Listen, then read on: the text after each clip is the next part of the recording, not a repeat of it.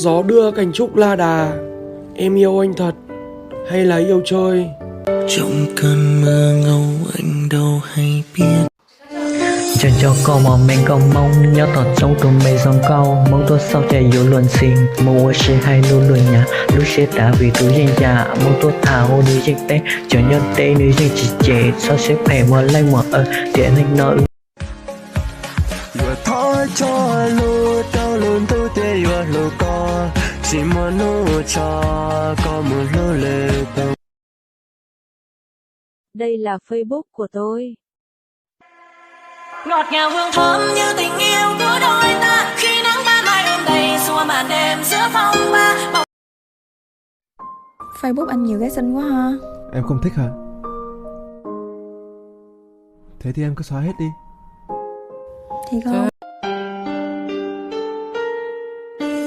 Chỉ tao yêu là chỉ trong câu, thà chỉ tao lời cho tôi nọ, cô buộc bỏ cho tôi trong trâu, sáng một sâu thế sáng một thà, lo sẽ trả lời chuyện nhà yêu, giờ yêu mù là lo yên du, lo chọn sai ôi trong câu trả chỉ chân tao là lo yên thà, một lần trả lời trở xin để, chỉ tôi tè lên mấy cả đu, cả nhị cũ lần dần thay mò, liên đại lọ bé nhân chỉ tôi, vì chúng mua cho đã đa tua, ở bị bé thia, nên lúc xưa sẽ phèn đánh đu, làm lo nu su xưa chỉ lo, cho lý co bé chỉ xa tao, lại trong trâu su xưa mình cho lý co su bé chỉ kề.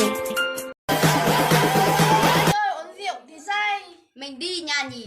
Có thai rồi về.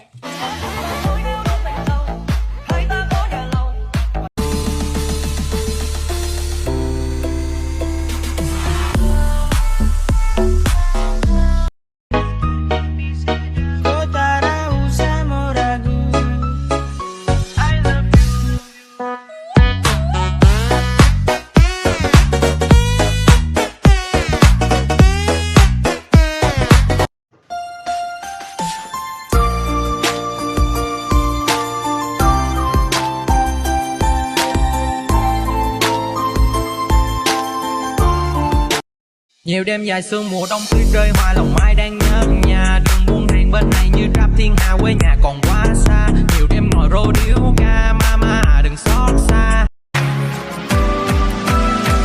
因为我刚好遇见你，留下自己最美丽，风吹花落。